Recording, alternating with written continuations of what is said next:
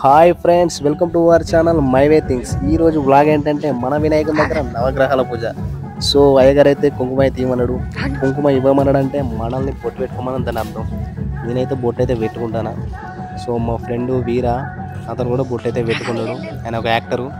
Next వచ్చేసి చోటుగాని తర్వాత తమ్ముడు ప్రవీణ్ గారు.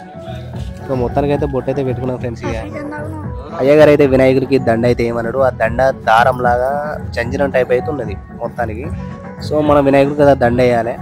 వినాయకుడి బ్యాక్గ్రౌండ్ వచ్చేసి రామమందిరం టైప్ ఉంటుంది ఫ్రెండ్స్. అటు రాముడు ఇటు ఆంజనేయుడు ఉంటాడు. నాకైతే దండ వేయడానికి అందలేదు. నేనైతే కొంచెం లేసేసిన. సో నేను మా ఫ్రెండ్స్ అయితే తిప్పలు పడ్డాం. మొత్తానికి అయితే అయ్యగారు మా ఫ్రెండ్ చెంబులో కుంకుమను పసుపు అయితే వేసుకోమన్నాడు 11 సార్లు ఇట్లా దండాలి కాబట్టి. ఇక ఇప్పుడే మన ఆర్గజ్ గడ వచ్చాడు. మా ఫ్రెండ్ గడు ఇప్పుడే బొట్టు పెట్టుకోండి ఇలా ఎక్కిండు. ఇక పోతే సెంట్ అయితే చేతులు రాసుకోమన్నాడు. అంటే చేతు మడిమలకి అయితే రాసుకోమన్నాడు. అయితే రాసుకున్నాం. ఇక పోతే ఇక్కడ బియ్యం అయితే ఒక 5 కిలోలు అయితే ఒక క్లాత్ లో పోసుకోమని చెప్పేసి అన్నాడు. ఎందుకంటే నవగ్రహాల పూజకి అయితే క్లాత్ అయితే పోసుకోవాలి. పోసుకొని ఆడికి ఇడికి ఇట్లా నేర్పిన ఫ్రెండ్స్. ఆ క్లాత్ లా నేర్పిన తర్వాత మన కుడుకలు తీసుకోమని చెప్పేసి అన్నాడు. అసలు విషయం ఏంటంటే సడన్ గా కరెంట్ పోయింది ఫ్రెండ్స్. ఒక్కడిసారి ఇట్లా సప్పని పోయింది. పోయిన తర్వాత కూడా మేము ఏం చేసినామంటే లైట్లు అయితే పెట్టుకొని అయ్యగారు అయితే చెప్తా అంటే మేము చేస్తున్నాము. నెరిపిన బియ్యంలో అయితే కుడకలు అయితే పెట్టు అన్నాడు. కుడకలు అయితే ఒక 6 పెట్టినవాడ. ఒక్కొక్క కుడకల 2 కాయిన్స్ అయితే ఏమన్నాడు. కాయిన్స్ అయితే మనం వేసుకున్నాం. ఆ తర్వాత అలా మన జాజికాయ, పసుపు కొమ్ములు, ఆ తర్వాత ఇంకా అలా కొంచెం బియ్యం కూడా ఉప్పు వేయమని చెప్పింది ఫ్రెండ్స్. అలా అయ్యగారు చెప్పిన సామాన్లు అయితే అలా వేసుకున్నాం కుడకల.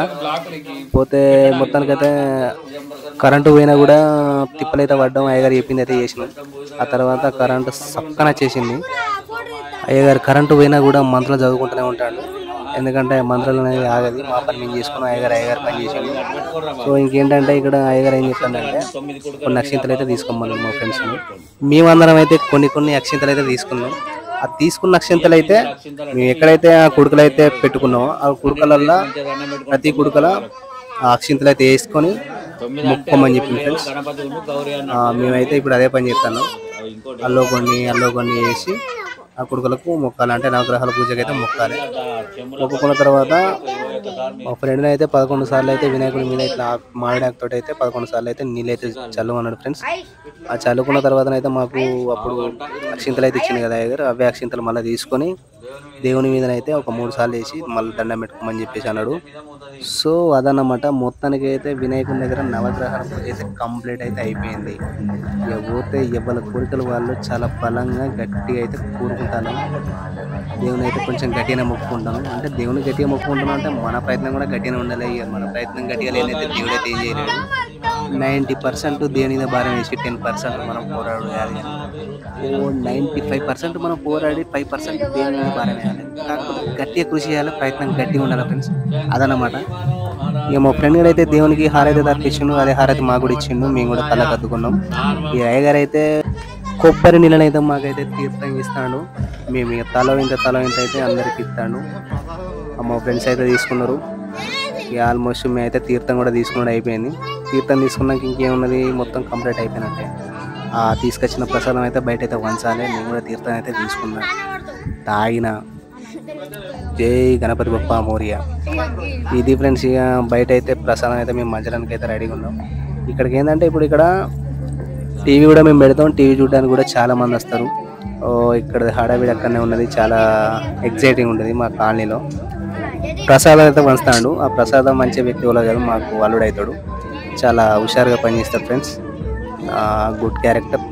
ఇగో ఇక్కడైతే చాలా మంది అయితే కూర్చున్నారు. ఎందుకంటే వీళ్ళంతా ఇప్పుడు సినిమా వేస్తే సినిమా కోసం చూడడానికి వచ్చారు. మంచిగా తినచ్చారు వీళ్ళందరూ. కొందరు తినకూడా వస్తారులే.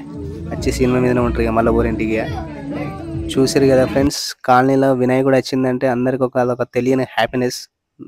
నాకు కూడా అనుకో. మీరు కూడా ఏమైనా కోరికలు కోరుకుంటే మీ కోరికలు కూడా నెరవేర్చి మీ ఆరోగ్యం కూడా చల్లగా ఉండాలని అయితే నేను కోరుకుంటాను. సో అందరికీ వినాయక చవితి శుభాకాంక్షలు ఫ్రెండ్స్. మన ఛానల్ని సబ్స్క్రైబ్ చేసుకుని వాళ్ళు సబ్స్క్రైబ్ చేసుకోండి, లైక్ చేయండి, షేర్ చేయండి. అండ్ మన ఛానల్ మాత్రం మర్చిపోకండి ఫ్రెండ్స్. సపోర్ట్ చేయండి అందరూ. ఎందుకంటే మీరు సపోర్ట్ చేస్తేనే నేను ఇంకా ముందుకు పోయి అన్ని వీడియోలు చేయగలుగుతాను. అందరికీ all of you thank you. జై బోలో గణేష్ మహారాజ్కి జై.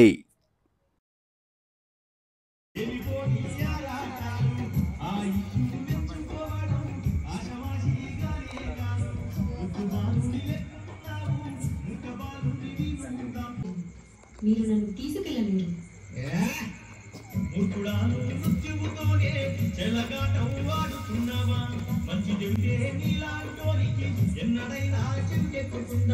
నన్ను తక్కువ అంచనా పెట్టిది ఎట్లనావో అది చూస్తారు.